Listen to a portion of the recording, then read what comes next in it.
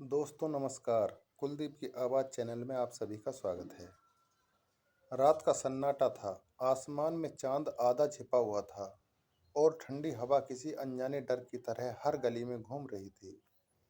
गांव के आखिरी छोर पर एक पुराना सा घर था जिसमें रामदास अपने परिवार के साथ रहता था। रामदास गांव में एक जाना पहचाना नाम था, लेकिन उसकी पहचान ईमानदारी से नहीं बल्कि उसके चालाक और स्वार्थी स्वभाव से थी। लोग उसके सामने मुस्कुराते जरूर थे, लेकिन पीछे से उसकी बुराइयां करते नहीं थकते थे। रामदास का एक छोटा भाई था मोहन, जो बिल्कुल उसके उलट था। मोहन दिल का साफ और मेहनती इंसान था। जहां रामदास दूसरों का हक मारने में यकीन रखता था, वहीं मोहन हमेशा दूसरों की मदद करने के लिए तैयार रहता था। दोनों भाइयों के बीच जमीन जायदाद को लेकर कई बार झगड़े भी हुए थे, लेकिन हर बार रामदास अपनी चालाकी से जीत जाता था। एक दिन गांव में खबर फैली कि शहर से कुछ बड़े व्यापारी आने वाले हैं, जो गांव की जमीन खरीदकर वहां फैक्ट्री बनाना चाहते हैं। यह सुनकर रामदास की आंखों में लालच की चमक आ गई।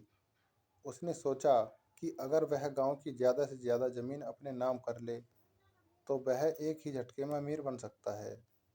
उसने अपनी योजना बनानी शुरू कर दी। सबसे पहले उसने अपने ही भाई मोहन को निशाना बनाया।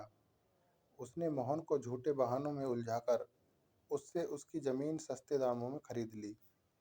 मोहन ने अपने भाई पर भरोसा किया और बिना कुछ सोचे समझे कागजों पर साइन कर दिए। जब उसे सच्चाई का पता चला, तब तक बहुत देर हो चुकी थी। मोहन का दिल टूट गया, लेकिन उसने अपने भाई से कोई शिकायत नहीं की। उसने सिर्फ इतना कहा, भैया, जैसा कर्म करोगे वैसा ही फल पाओगे। रामदास ने उसकी बात को हंसी में उड़ा दिया। उसे लगा कि यह सिर्फ एक कमजोर इंसान की दिलासा देने वाली बातें हैं। धीरे धीरे उसने गांव के और भी लोगों को धोखे से उनकी जमीन से बेदखल कर दिया। कुछ को उसने लालच देकर तो कुछ को डराकर अपने पक्ष में कर लिया। अब पूरे गांव में सबसे ज्यादा जमीन उसी के पास थी। कुछ महीनों बाद शहर के व्यापारी आए और उन्होंने रामदास से सौदा कर लिया।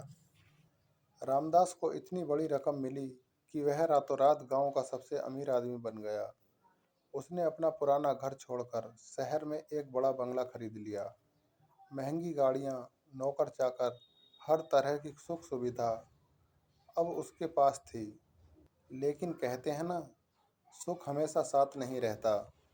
कुछ ही समय बाद उसके जीवन में अजीब अजीब घटनाएं होने लगीं। उसका बेटा अचानक बीमार पड़ गया। डॉक्टरों ने बहुत कोशिश की, लेकिन उसकी बीमारी का सही कारण समझ नहीं आ रहा था। रामदास ने इलाज के लिए पानी की तरह पैसा बहाया, लेकिन कोई फायदा नहीं हुआ। उधर उसके व्यापार में भी नुकसान होने लगा। जिस फैक्ट्री से उसे उम्मीद थी कि वह उसे और अमीर बनाएगी, वही अब घाटे में जाने लगी। उसके साझेदारों ने भी उसे धोखा देना शुरू कर दिया। धीरे धीरे उसकी जमा पूंजी खत्म होने लगी। रामदास अब दिन रात परेशान रहने लगा। उसे नींद नहीं आती थी। हर वक्त उसे अपने पुराने कर्म याद आने लगे। उसे याद आया कि कैसे उसने अपने ही भाई के साथ धोखा किया था, कैसे उसने गांव वालों की जमीन छीनी थी। हर रात उसे ऐसा लगता जैसे कोई उसे पुकार रहा हो और उसे उसके पापों का हिसाब दे रहा हो। एक दिन वह टूट गया। उसने फैसला किया कि वह वापस अपने गांव जाएगा। जब वह गांव पहुंचा, तो सब कुछ बदल चुका था। लोग उसे देखकर मुंह फेर लेते। जिस सम्मान के लिए उसने सब कुछ किया था, वही सम्मान अब कहीं नहीं था। वह सीधे मोहन के पास गया। मोहन अब भी उसी छोटे से घर में रहता था, लेकिन उसके चेहरे पर एक अजीब सी शांति थी। रामदास उसके पैरों में गिर पड़ा और रोते हुए बोला, मुझे माफ कर दो, मैंने बहुत बड़ा पाप किया है। मोहन ने उसे उठाया और शांत स्वर में कहा, भैया, मैंने आपको पहले ही कहा था, जैसा कर्म करोगे वैसा ही फल पाओगे। लेकिन अभी भी देर नहीं हुई है। अगर आप सच में पछता रहे हैं, तो अपने कर्म सुधार लीजिए। रामदास ने उसी दिन फैसला किया कि वह सब कुछ ठीक करेगा। उसने अपनी बची हुई संपत्ति बेचकर गांव वालों को उनकी जमीन वापस दिलाई। उसने उन सभी लोगों से माफ़ी मांगी जिनके साथ उसने गलत किया था। धीरे धीरे लोगों का गुस्सा कम होने लगा। रामदास का बेटा भी धीरे धीरे ठीक होने लगा। डॉक्टरों ने इसे चमत्कार कहा, लेकिन रामदास समझ चुका था कि यह उसके बदले हुए कर्मों का फल है। अब वह पहले जैसा लालची और स्वार्थी इंसान नहीं रहा। वह हर दिन किसी न किसी की मदद करता था। समय बीतता गया और रामदास ने अपनी नई जिंदगी शुरू कर दी। अब उसके पास पहले जैसी दौलत नहीं थी, लेकिन उसके दिल में सुकून था।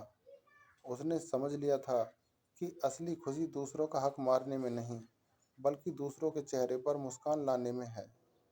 एक शाम वह अपने घर में बाहर बैठा था। सूरज ढल रहा था और आसमान में लालिमा फैल रही थी। उसने मोहन की तरफ देखा और मुस्कुराते हुए कहा, तुम सही थे। सच में जैसा कर्म करते हैं वैसा ही फल मिलता है। मोहन ने भी मुस्कुराकर कहा, और जब इंसान अपने कर्म सुधार लेता है तो उसका भविष्य भी बदल जाता है। रामदास ने आसमान की तरफ देखा और मन ही मन भगवान का धन्यवाद किया कि उन्होंने उसे सही रास्ता दिखाया। अब उसे किसी चीज का लालच नहीं था, बस एक ही इच्छा थी कि वह अपने बाकी जीवन में अच्छे कर्म करता रहे, ताकि उसे कभी फिर से अपने अतीत का सामना ना करना पड़े। गांव की गलियों में अब फिर से शांति थी, लेकिन इस बार उस शांति में एक सीख छिपी हुई थी, जो हर किसी को याद दिलाती थी कि इंसान चाहे कितना भी चालाक क्यों ना हो, उसके कर्मों का हिसाब एक दिन जरूर होता है, और वही हिसाब उसके जीवन की दिशा तय करता है।